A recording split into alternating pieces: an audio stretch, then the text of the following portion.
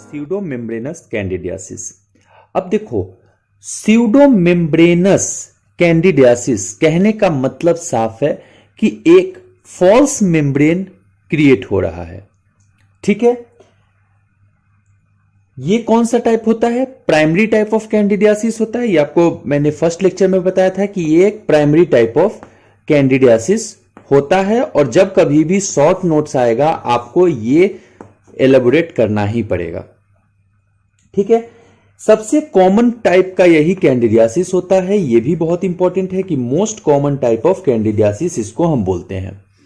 ठीक है, देन आप ये बताओगे कि ये किसी भी एज ग्रुप में हो सकता है। क्लिनिकल फीचर की बात करते हैं अगर हम, तो आपको पहले से पता है कि हम 3 पॉइंट जरूर लिखते हैं: age, sex and site. Age की बात करेंगे तो किसी भी एज ग्रुप में हो सकता है। सेक्स की बात करेंगे तो फीमेल्स में ये ज्यादा होने का चांस होता है एज कंपेयर टू मेल्स। अब ऐसा क्यों? फीमेल देखो, वेजाइना में हमारे पास ऑलरेडी फीमेल वेजाइना में कैंडिडा के मेजोरिटी ऑफ ऑर्गेनिजम्स होते हैं। अब चूंकि जो हमारा ठीक है, तो ये तो एक कंडीशन होता है, ऐसा बोला जाता है कि चांसेस ज्यादा होते हैं। वैसे यूटीआई में ये कंडीशन बहुत ज्यादा देखने को मिलता है।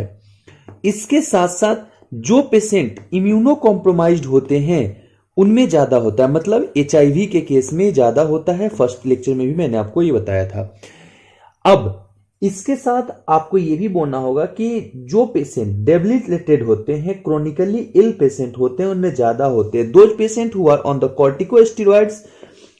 अब कॉर्टिकोस्टेरॉइड क्या करता है? ये कॉर्टिकोस्टेरॉइड क्या करता है? इम्यूनिटी को सप्रेस करता है। अब इम्यूनिटी जब सप्रेस होगा तो मैंने आपको पैथोजेनेसिस में बताया था कि इनका ग्रोथ ज्यादा होता है। ठीक है, ये इंपॉर्टेंट है। अब किसी पेशेंट को डिजीज है, कैंडिडा का प्रॉब्लम है, तो वो आपके क्लिनिक में आता है तो कैसे आपको रिप्रेजेंट करेगा कि स्यूडोमेम्ब्रेनस टाइप ऑफ, आप कैसे बताओगे कि ये स्यूडोमेम्ब्रेनस टाइप ऑफ कैंडिडियासिस है? तो कुछ कुछ लीजन, अगर मान लो व्हाइट लीजन है, ये तो आपको पता है कि कैंडिडा एक व्हाइट लीजन है। ठीक है, ये स्यूडोमेम्ब्रेनस टाइप ऑफ कैंडिडियासिस एक व्हाइट लीजन है। अब क्लिनिकल फीचर में, क्लिनिक में क्या होगा? स्क्रैपेबल होता है ये। ठीक है, ये स्क्रैपेबल है। कुछ कुछ वर्ड जो मैंने आपको यहां पे शो कर रहा हूं, ये आप अपने पेपर में जरूर लिखना, क्योंकि ये वर्ड एग्जामिनर को चाहिए। तो ये स्क्रैपेबल टाइप ऑफ डिजीज है, व्हाइट लीजन होता है। ठीक है, अब ये जो डिजीज होगा ये स्लाइटली एलिवेटेड होगा। ओके, ठीक है, एलिवेशन इसमें देखने को मिलेगा। प्लाक लाइक एक्यूमुलेशन टाइप दिखेगा कि कुछ प्लाक जम गया है। अब डायग्राम में देखो कि एक प्लाक टाइप का आपको एक्यूमुलेशन में शो कर रहा हूं उसमें। ठीक है, अब ये अपीयर कैसा होगा? ग्लॉसी अपीयरेंस इसमें होती है। ग्लॉसी अपीयरेंस एक कैरेक्टरिस्टिक फीचर होता है स्यूडोमेम्ब्रेनस टाइप ऑफ कैंडिडियासिस का। ठीक है, जैसे कि कोई मिल्की वे अपीयरेंस, समझ लो, मिल्क के टाइप का व्हाइट कलर का अपीयरेंस देखने को मिलेगा। ठीक है, it is also called as curdled milk type of appearance, मतलब जमे हुए दही जैसा। ठीक है,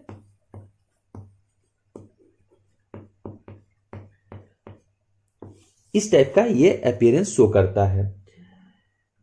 ये तो ओरल लीजन किस टाइप से, ओरल कैसे ये प्रेजेंट होगा पेशेंट में, वो मैंने आपको बताया। अब बात करते हैं, एज हो गया, अब इसका अपीयरेंस हमने डिस्कस कर लिया। अब साइट की बात करते हैं, कौन कौन से साइट पे ये होगा। आप सुनते जाओ और लिखते जाओ कि साइट जो होगा that will be buccal mucosa, ठीक है, टंग, जिंजाइवा,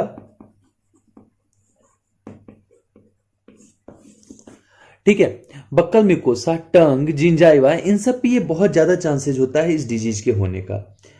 इसके साथ फ्लोर ऑफ द माउथ में बहुत कॉमन है, और रेट्रोमोलर एरियाज में ये डिजीज बहुत कॉमन होता है। ठीक है, अब नेक्स्ट साइट हो गया। प्रेग्नेंट लेडीज में मैंने आपको प्री डिस्पोजिंग फैक्ट में बताया ही था, 6 to 8 वीक्स में ज्यादा होता है। इन्फेंट्स में चांसेस ज्यादा होता है। अब आप मुझे ये बताओ कि आपको मैंने पहले लेक्चर बताया था कि अब ल्यूकोप्लेकिया भी तो व्हाइट कलर का होता है। ल्यूकोप्लेकिया और कैंडिडा में डिफरेंस क्या है?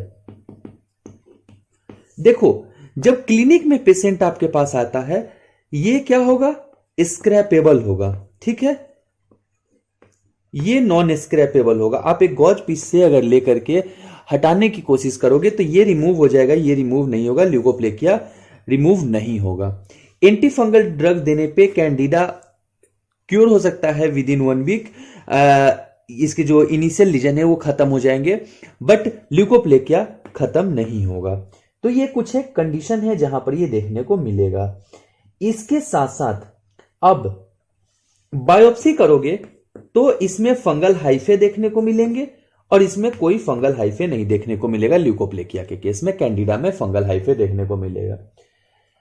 ये जो कैंडिडा होता है इसमें एक्सेस केराटिन डिपोजिशन होता है with the tangled mass of the desquamated epithelium, क्योंकि वहां पे नेक्रोसिस किया है इसने एपिथेलियम का। मैंने फर्स्ट लेक्चर अगर आपने नहीं देखा है, लिंक मैंने डाल दिया डिस्क्रिप्शन में, आई बटन पे मैं पॉपअप कर रहा हूं, वहां से आप देख सकते हो कि ये क्या करेगा, टैंगल्ड मास नेक्रोसिस वहां पे कर रखा है तो वो भी शो होगा। तो ये तो हमारा था total, that is pseudomembranous type of candidiasis. अब सेकेंड जो हमारा होगा that is atrophic type of candidiasis. इस एट्रोफिक कैंडिडियासिस में भी कुछ भी नहीं है, एट्रोफी हुआ है, मतलब बाकी सारे फीचर जो स्यूडोमेम्ब्रेनस के हैं वही होंगे, सिर्फ इसमें क्या होगा दैट इज कि सिर्फ एपिथेलियम एट्रोफीड हो जाएगा, मतलब जो हमारा एपिथेलियम है, एपिथेलियम का जो लेयर होगा वो कम देखने को मिलेगा, ठीक है, ये देखने का कंडीशन होता है।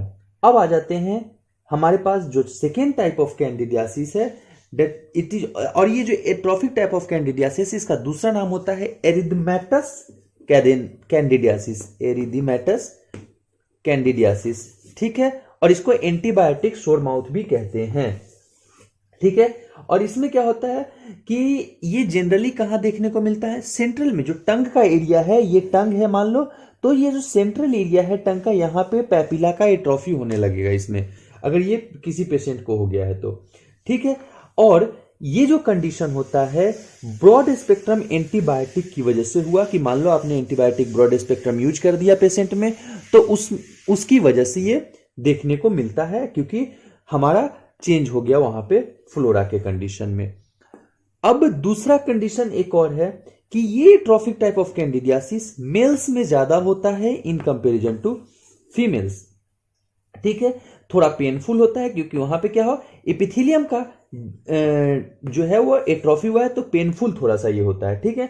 साइट कॉमनली टंग पे होता है, ये रेड कलर का दिखता है। अब आप कहोगे कि सर रेड कलर तो ये भी है और एरिथ्रोप्लेकिया भी है, फिर मैं वही बात करूंगा बायोप्सी के पॉइंट से और एंटी फंगल ड्रग यूज करूंगा, दोनों में क्या होगा कि ये जल्दी कैंडिडियासिस क्या होगा, एंटी फंगल ड्रग पे रिकवर हो जाएगा पेशेंट, और एरिथ्रोप्लेकिया में कोई शो नहीं होगा, एंटी फंगल ड्रग का कोई मतलब जो प्रोग्नोसिस होगा नहीं आएगा हमारे पास।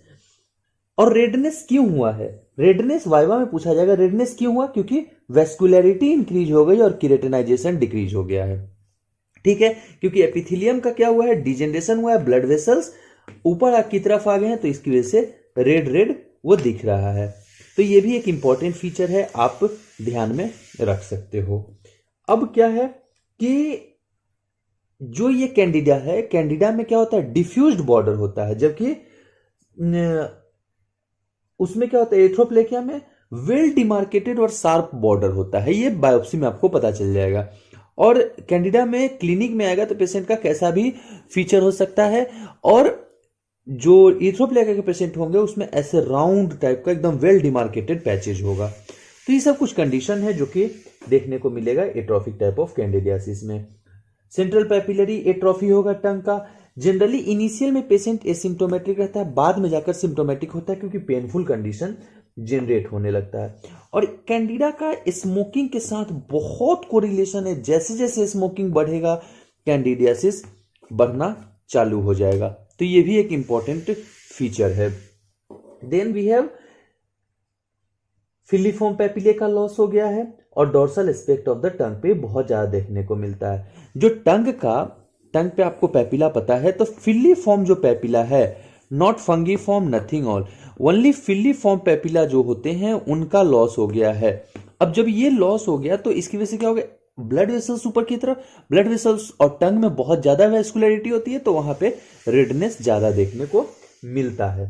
तो it can be painful with and it is the only variety of the candidiasis which is painful in nature. तो ये सब थोड़ा सा पॉइंट आप मेंशन कर सकते हो अपने पेपर में। इसके बाद जो है सेकेंड लेक्चर हमारा किस चीज पे है, दैट इज सेकेंडरी कैंडिडियासिस पे।